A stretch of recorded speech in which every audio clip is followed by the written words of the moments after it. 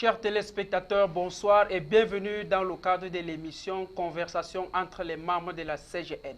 Nous sommes à 8 jours de la célébration de la 50e édition de la célébration des fêtes de l'unité au Cameroun, laquelle se célèbre autour du thème Force de défense et de sécurité au service du peuple pour la préservation de la paix sociale et de la cohésion sociale. Dans cette logique, la Communauté du Grand Nord, une association citoyenne qui se distingue par l'inculcation des valeurs républicaines et citoyennes à ses membres, organise une émission autour du thème suivant, comprendre le fondement de la célébration de la fête de l'unité nationale au Cameroun, l'exemple de la CGN comme temple de la préservation de cette unité nationale. Pour débattre de ce thème, mesdames et messieurs, nous avons les invités présents sur ce plateau. À ma gauche, monsieur Aminou Dialigé, bonsoir. Bonsoir, monsieur Ousmane Bassa. Je suis très content d'être accueilli sur ce plateau ce soir pour discuter, n'est-ce pas, du thème sur comment comprendre la célébration de la fête de l'unité au Cameroun. Et je dis bonsoir également à mes copanélistes et bonsoir aux téléspectateurs, bonsoir aux membres de la CGN. Merci, M. Aminou. Nous passons à l'invité suivant, M. Diassera B. Olivier, bonsoir. Bonsoir Ousmane Bassa, ça a toujours été un réel plaisir pour moi de me retrouver sur ce plateau. Le partager aujourd'hui avec vous est encore un honneur renouvelé, surtout avec le thème qui nous rappelle l'histoire de notre nation. Donc je pense et j'espère que nous allons ensemble égayer les différents membres de la CGN et également le peuple camerounais qui nous suit. Merci, monsieur. Et à la fin, nous avons Amidou Troumché qui est aussi notre invité de ce soir. Bonsoir. Oui, bonsoir et merci beaucoup pour une fois de plus pour l'invitation. Bonsoir à mes compagnons avec qui je partage le plateau, notamment mon cher ami aîné Diassera B, qui parfois ont partagé le plateau. Et merci beaucoup pour cette thématique avant la célébration de la fête de l'unité nationale. Merci, en espérant que nos téléspectateurs sont confortablement assis pour nous écouter ce soir. J'aimerais, pour planter le décor, commencer à poser une question à chacun d'entre vous. D'abord, monsieur Aminou Dialigé, pourquoi célèbre-t-on la fête, c'est-à-dire le 20 mai au Cameroun? Pourquoi célèbre-t-on cette fête au Cameroun? Ok, merci M. Ousmane Bassa. C'est un honneur pour moi de commencer ce débat. Pour répondre à votre question, pourquoi célèbre-t-on la fête de l'unité au Cameroun? Déjà, la fête est célébrée le 20 mai. Le 20 mai, c'est la date qui marque la naissance du Cameroun uni de 1972. Cet événement qui marque, n'est-ce pas, la fin du système fédéral que le Cameroun appliquait, oui, qui a été instauré depuis 1961. 61, exactement. Et c'est ce même processus-là, n'est-ce pas, qui a donc continué jusqu'en 1984 avec la naissance de la République du Cameroun que nous avons aujourd'hui. Oui. Alors, célébrer donc cette fête, c'est en fait célébrer, n'est-ce pas, le souvenir des festivités de 1972. Oui. C'est commémorer, n'est-ce pas, la fin du système fédéral. Et commémorer également la naissance, n'est-ce pas, de l'État uni. Alors, c'est donc une fête qui doit être célébrée chaque année, le 20 mai précisément, sauf en cas de force majeure, qui est par exemple, comme par exemple en 1984, au lendemain, n'est-ce pas, du coup d'État qui s'est effectué au Cameroun, et c'est des cas comme ça qui peuvent, n'est-ce pas, annuler le défilé du 20 mai. Un peu comme aussi en 2020 et en 2021, le cas de la pandémie de Covid. Ok, mais, oui, monsieur Amino, on va y revenir. Ok, je passe au second invité. Alors, je vous pose la même question. Quel est votre sentiment sur le fondement de la célébration de cette unité au Cameroun depuis 1972?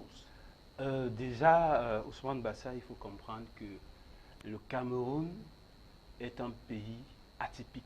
Oui. C'est-à-dire, vous avez dans cette nation-là une société multiculturelle.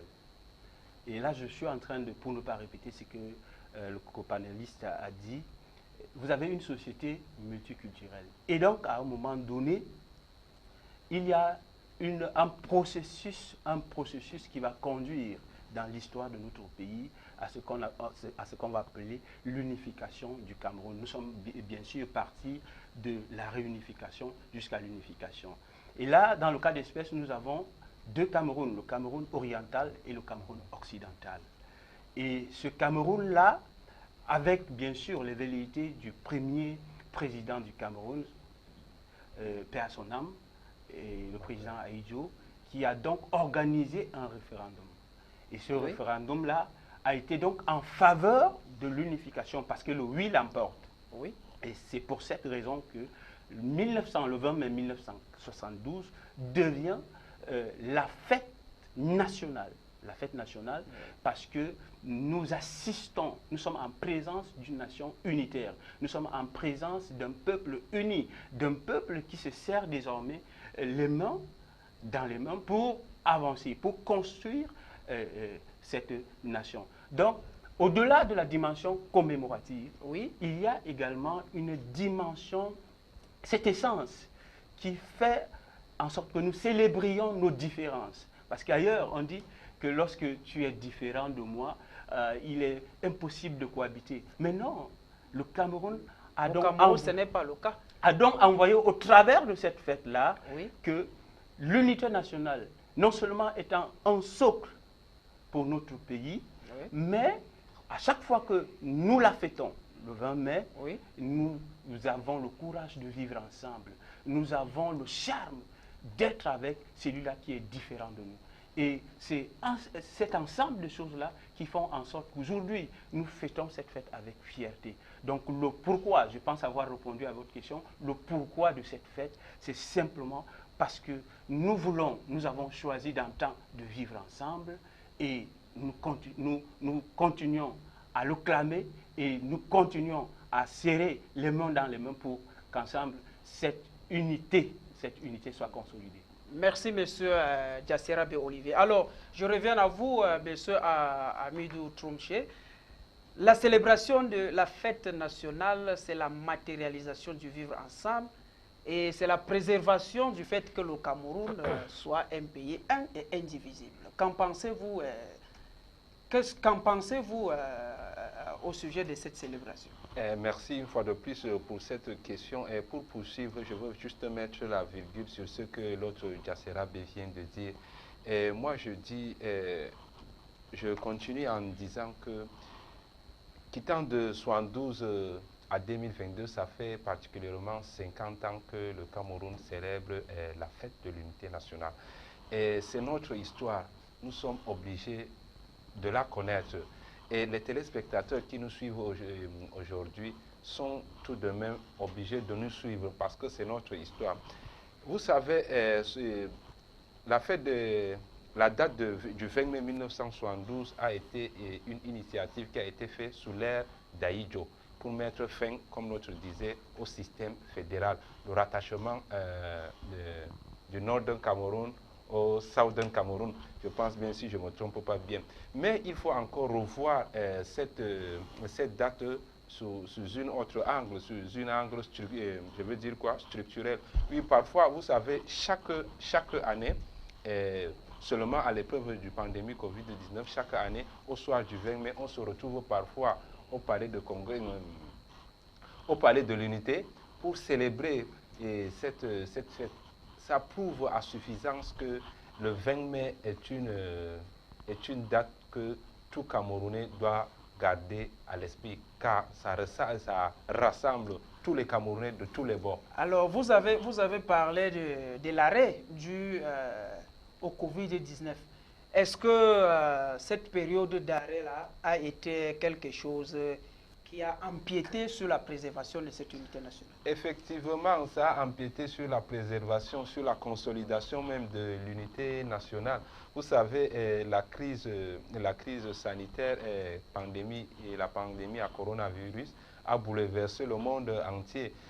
Et pour dire qu'il n'y avait pas de contact, à l'heure du coronavirus, nous ne pouvons pas rester ainsi. Il n'y avait pas de contact, il y avait toujours des distances de 2 mètres entre les uns et les autres. C'est pour dire que ça a vraiment empiété sur la consolidation de l'unité nationale, parce que c'est ça aussi l'unité nationale. L'unité nationale n'est pas le fait d'aller seulement défiler. L'unité nationale n'est pas seulement l'esprit festif. Oui. C'est aussi dans un cadre général. Dans un cadre restreint, c'est aussi la manière, le comportement des citoyens. Effectivement. Alors, mesdames et messieurs, comme je vous disais tantôt, la CGN, c'est le temple de la préservation du vivre ensemble. Et durant le mois de Ramadan, le superviseur général de la CGN n'a pas manqué de démontrer avec maestrat cette préservation du vivre ensemble.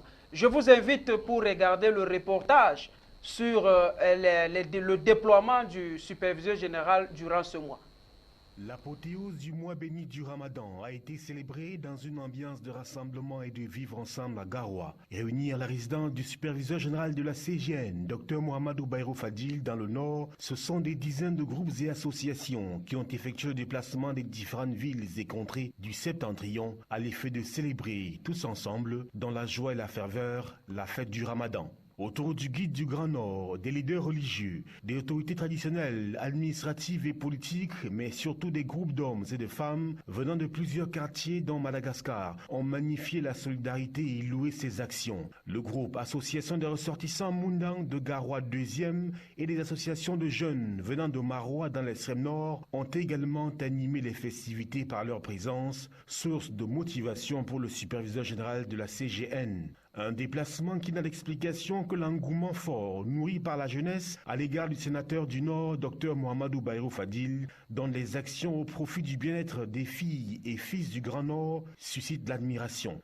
La rencontre a également connu un parfum particulier, avec une forte délégation conduite par Yerima Mamoudou de Rabinga Salam, un village très cher au docteur Mohamedou Bayrou Fadil. C'est dire si le docteur Mohamedou Bayrou Fadil s'est illustré une fois de plus et une fois encore en véritable rassembleur, conviant au passage les visiteurs à adresser des prières intenses vers les cieux pour la paix et la prospérité au Cameroun. C'est d'ailleurs en toute fraternité et pour exalter la solidité d'une amitié vieille de 35 ans que Maître Jacques Niem a effectué le déplacement de Garoua afin de célébrer avec le PCA de la Nord cette longue et durable complicité. Oui, monsieur Ibrahim Halil, vous venez de nous rejoindre. Bonsoir. Bonsoir, monsieur le modérateur. Bonsoir à mes co-panélistes. Bonsoir à tous les téléspectateurs de la CGN. Ok, merci. Alors, pour vous relancer, je vais vous poser la même question. Nous sommes à 8 jours de la célébration de la fête nationale au Cameroun. Quels sont les fondements, les justificatifs? Vous avez quelque chose à dire par rapport à cette célébration? Oui, monsieur le modérateur. Aussi, pour revenir un peu à ce que mes copanélistes ont dit, oui, nous allons un peu essayer de redétailler la question en 4 événements. C'est-à-dire rentrer un peu dans l'histoire du Cameroun. Oui. Ce qui motive vraiment la célébration de cette fête. Pour cela, nous allons d'abord partir du protectorat allemand à la tutelle française et britannique.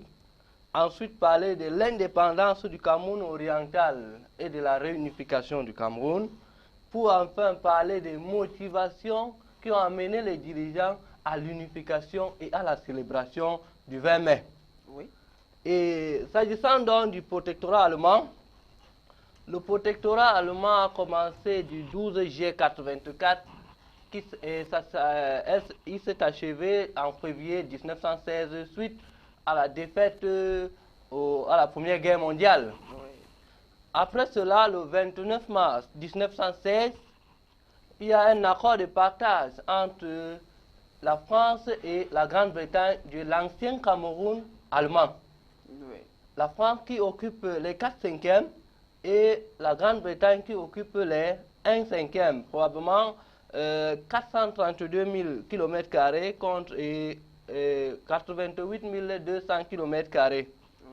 En juillet 1922, un accord de mandat est signé confiant la SDN confiant à la France et à l'Angleterre un contrat de tutelle, de mandat, pardon. Oui, un contrat de mandat. Un contrat de mandat à ces deux puissances-là de l'ancien Cameroun. Oui. Par la suite, donc, nous allons parler, après la Deuxième Guerre mondiale également, comme la SDN n'existait plus, l'ONU reconfia la tutelle du Cameroun à ces deux puissances. Oui, le mandat a été transformé en tutelle. Exactement. Oui. Maintenant, donc, nous allons parler des indépendances. L'indépendance du Cameroun oriental et celui du Cameroun occidental. Oui.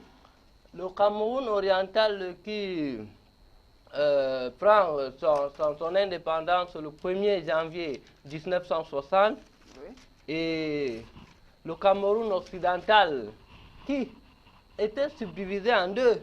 Le Cameroun occidental était subdivisé en deux. Le Northern Cameroun et le Southern Cameroun. Oui. Le Northern Cameroun était composé de 4 principales régions. Oui. C'est-à-dire la région de Dikwa, de Adamawa, de Tigong, d'Ondoro et de Kentu. Oui. Tandis que le Southern Cameroun était subdivisé en 3 régions. La région de Boya, de Victoria et de Tiko. Oui. Devant dans la divergence des forces politiques qui existaient entre les deux parties du Cameroun occidental, oui, le Northern et Southern Cameroun. Le Northern Cameroun et le Southern Cameroun, oui. Sur le sort que chacune d'elles était réservée, la résolution du 13 050 de l'Assemblée générale de l'ONU en date du 13 mars 1959 demanda à la Grande-Bretagne d'organiser les plébiscites séparés dans les deux parties. Oui. Après, donc, le plébiscite s'est tenu au Northern Cameroun le 7 novembre 1959. À la suite donc, de ce plébiscite, les deux, comment dirais-je, s'est posé deux principales questions aux ressortissants du Northern Cameroun. Et du Southern Donc, Cameroun. la première était, désirez-vous que le Northern Cameroun fasse partie de la région du Nigeria lorsque la République fédérale du Nigeria accédera à l'indépendance, c'est-à-dire, si nous comprenons bien, en 1959, la République fédérale du Nigeria n'était pas encore indépendante. Oui. La deuxième question était de savoir si préférez-vous que l'avenir du Cameroun soit décidé plus tard. Sur ces deux principales questions, nous avons reçu 70 041 voix pour oui à la deuxième question, c'est-à-dire l'avenir du Cameroun soit décidé plus tard. Oui. Contre 42 797 oui, bon, si nous vous comprenons bien, la question a été posée au Northern et au Southern Cameroun. Au Northern Cameroun d'abord. D'abord, oui. Si cette partie désire se rattacher à la République fédérale du Nigeria ou bien à la République du Cameroun. Non. C'était ça? Non. Le premier plébiscite était d'abord organisé par le traité de l'ONU de 1350, comme je vous disais, oui. Parce qu'il y a eu deux plébiscites. Le premier plébiscite du 7 novembre 1959 et celui du 11 et 12 février 1961. Oui. Le premier qui disait que est-ce que le Northern Cameroun, qui fonctionnait beaucoup plus avec le Nigeria, décidera de se rattacher au Nigeria ou bien qu'ils attendent d'abord que le sort de l'avenir du Cameroun soit reporté plus tard. Oui. En ce temps, le Nigeria n'était pas encore indépendant. Oui. De là, donc, comment dirais-je, c'est ainsi que, comme ils ont décidé que l'avenir du Cameroun soit traité plus tard. Et en 60, le Cameroun oriental francophone qui accède à l'indépendance. Et également, l'ONU demande à la Grande-Bretagne de libérer les colonies au plus tard le 1er octobre 61. Oui. Pour cette raison donc, les 11 et 12 février 61, un second plébiscite a donc été organisé en présence des deux parties du Cameroun, c'est-à-dire le Northern Cameroun et le Southern Cameroun, car nous ne sommes pas encore arrivés au Cameroun francophone. N'est-ce pas? Oui, allez-y.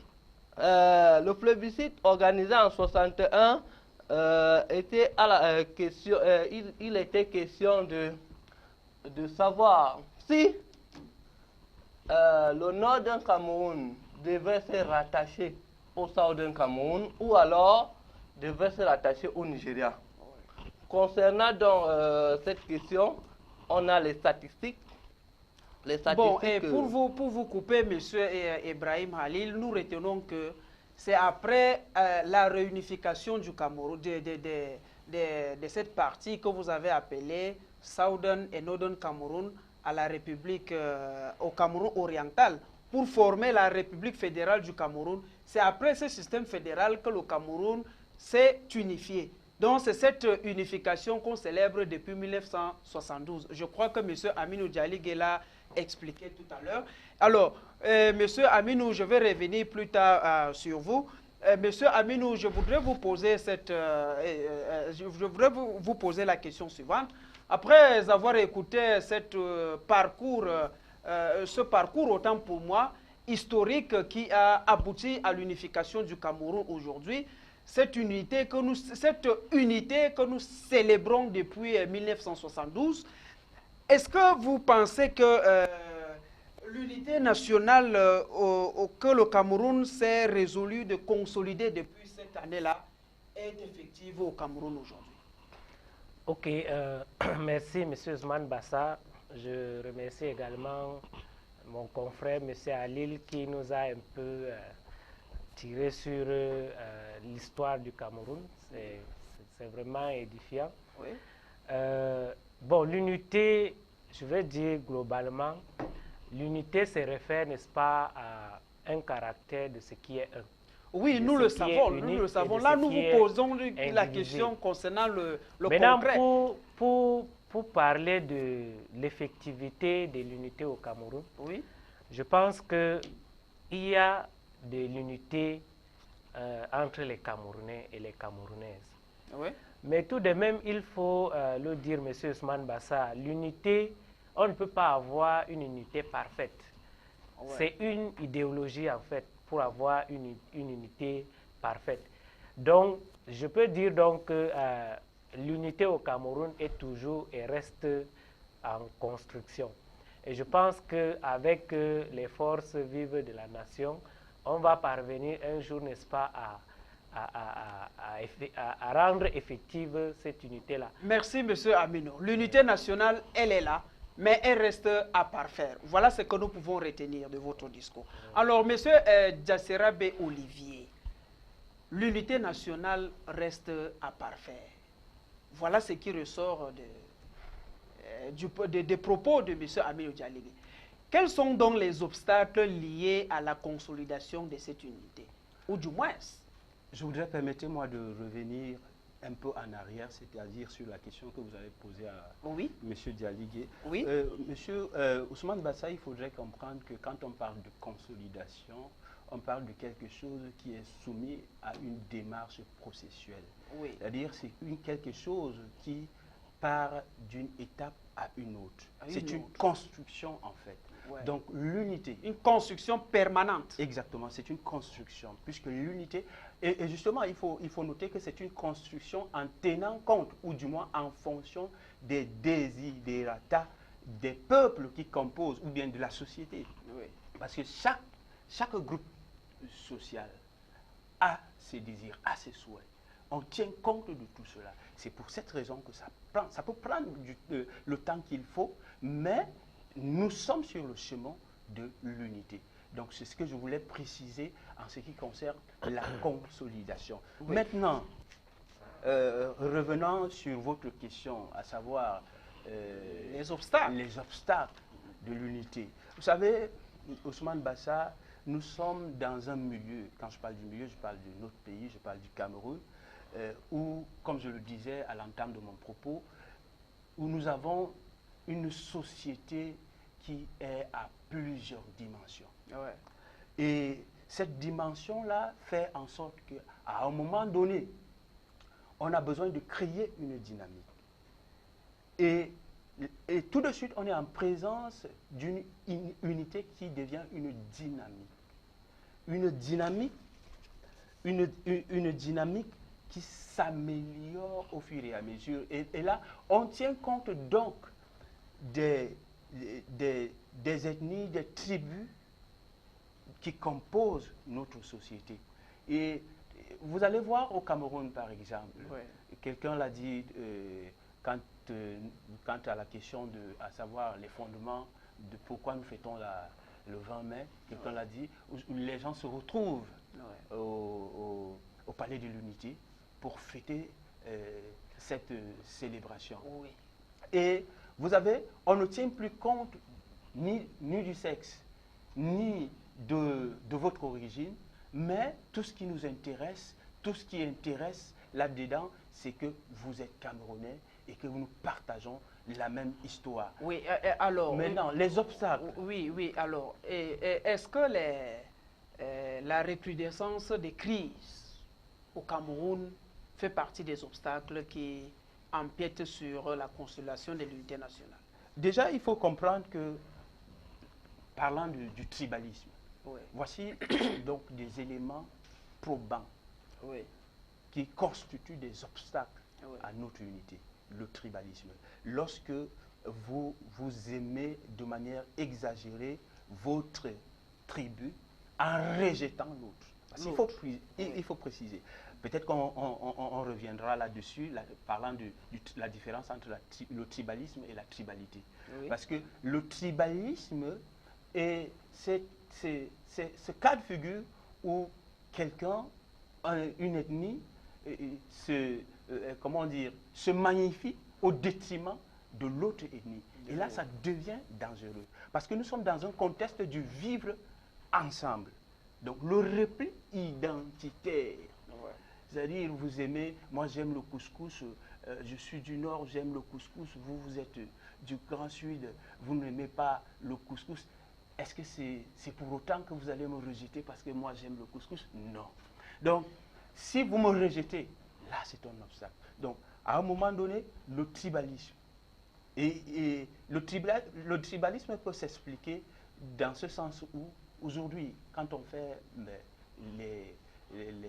on crée une entreprise, on ne recrute que les gens qui viennent de chez nous. On ne fait attention qu'aux gens qui viennent de chez nous. On n'empêche pas de recruter les gens qui viennent de chez vous, mais pas exclusivement les gens qui viennent de chez vous. Lorsque vous le faites, ça devient dangereux. Vous voyez, c'est en fait sur ce point que moi je voudrais expliquer de manière claire pour que nous comprenions. Merci. Nous retenons que le rejet de l'autre, le repli identitaire et globalement, le favoritisme à un certain nombre de tribus et consorts sont des obstacles qui gangrènent l'unité nationale au Cameroun. Alors, Monsieur Ibrahim Ali, avez-vous quelque chose à ajouter sur les obstacles qui empiètent sur la consolidation de l'unité nationale au Cameroun?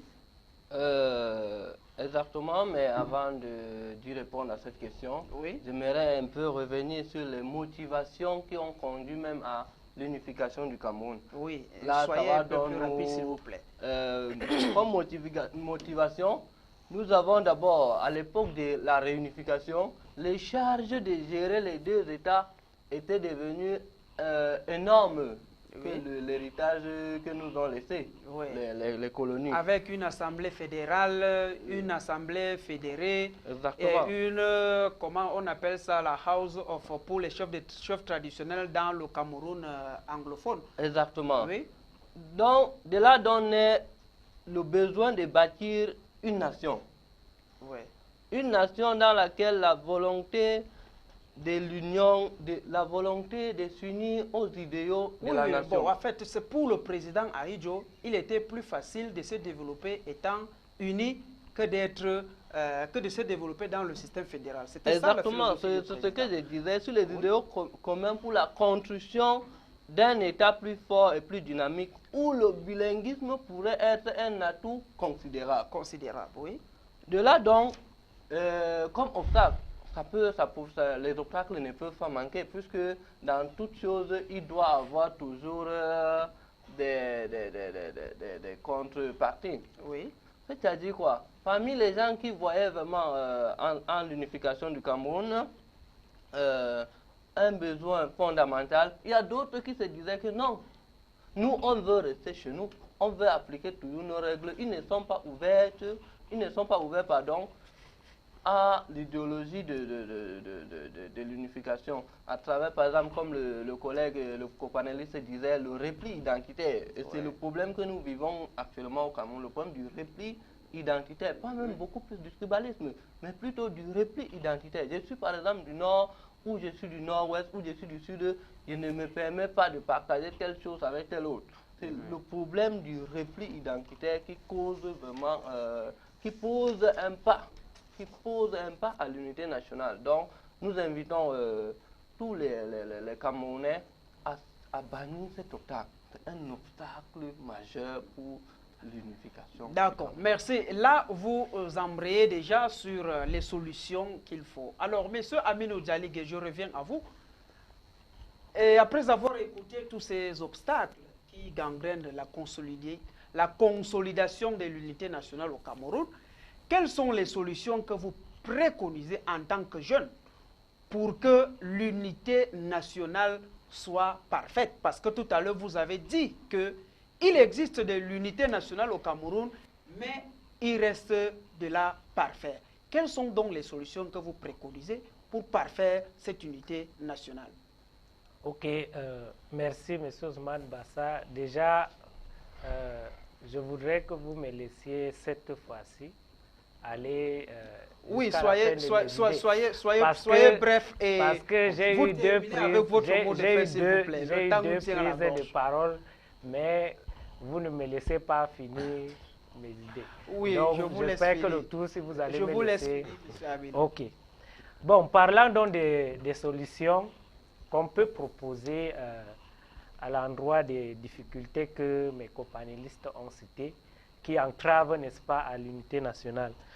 Je veux commencer par, en tant que jeune, on doit faire ce qu'on appelle la sensibilisation forte et continue, n'est-ce pas, de la pratique de vivre ensemble au sein de nos différentes communautés, au sein de nos écoles, ainsi de suite.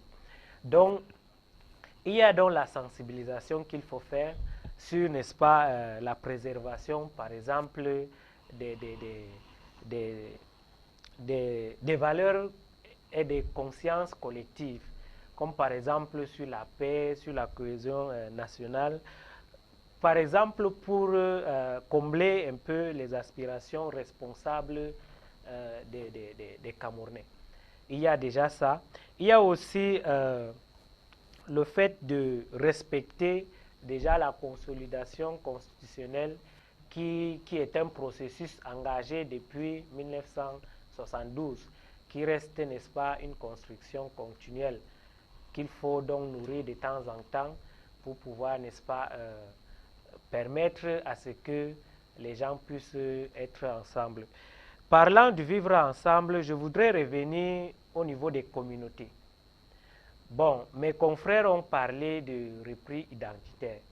Je pense qu'aujourd'hui, le Cameroun ou bien l'État doit, n'est-ce pas, s'appuyer sur les communautés. Par exemple, je peux continuer, monsieur Ousmane? Oui, allez-y.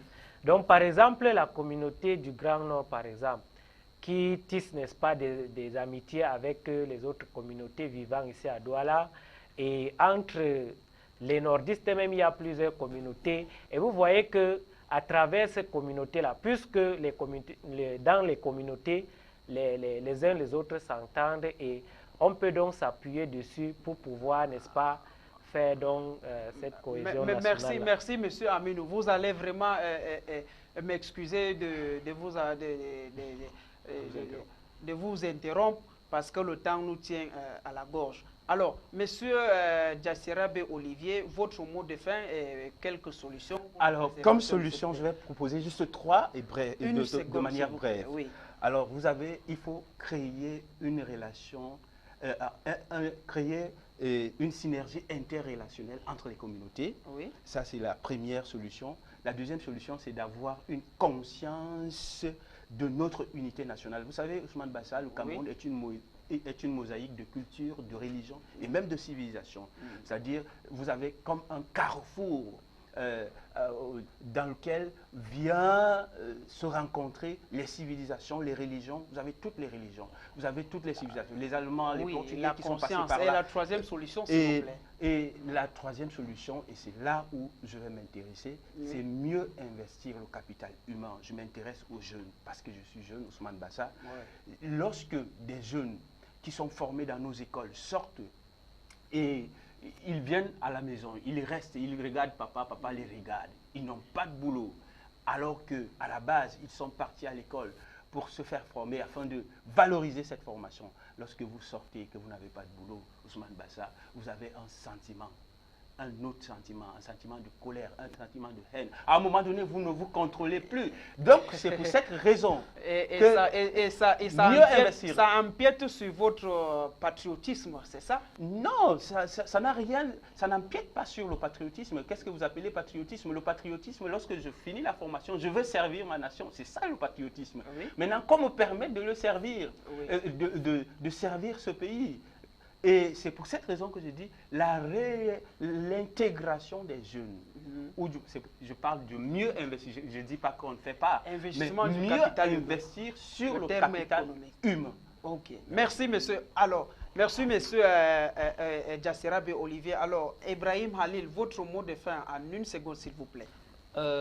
Pour terminer, vraiment, j'aimerais attirer l'attention de tous que l'unité nationale a beaucoup de problèmes aujourd'hui au Cameroun dû à des différentes difficultés que nous rencontrons, les pratiques dans notre communauté et dans notre pays. Très rapidement, s'il vous plaît. Pour en citer, nous avons limité le favoritisme pour encourager l'unité nationale, c'est tout ce que je peux dire. Donc, merci, monsieur Amino. Alors, chers téléspectateurs, merci de nous avoir écoutés en espérant que nos invités de ce soir ont été à la hauteur de vos attentes et aussi à l'endroit de nos copanélistes ou du moins de nos intervenants. Nous aurons encore des temps pour mieux expliquer ce que nous entendons par l'unité nationale parce que nous avons beaucoup à dire par rapport à l'unité nationale et ce que nous préconisons aujourd'hui, c'est que tout le Camerounais, le peuple camerounais ait conscience du fait que l'unité nationale est chère et tout le monde a le devoir et l'obligation de la consolider et de la préserver. À la prochaine fois. Merci, mesdames et messieurs.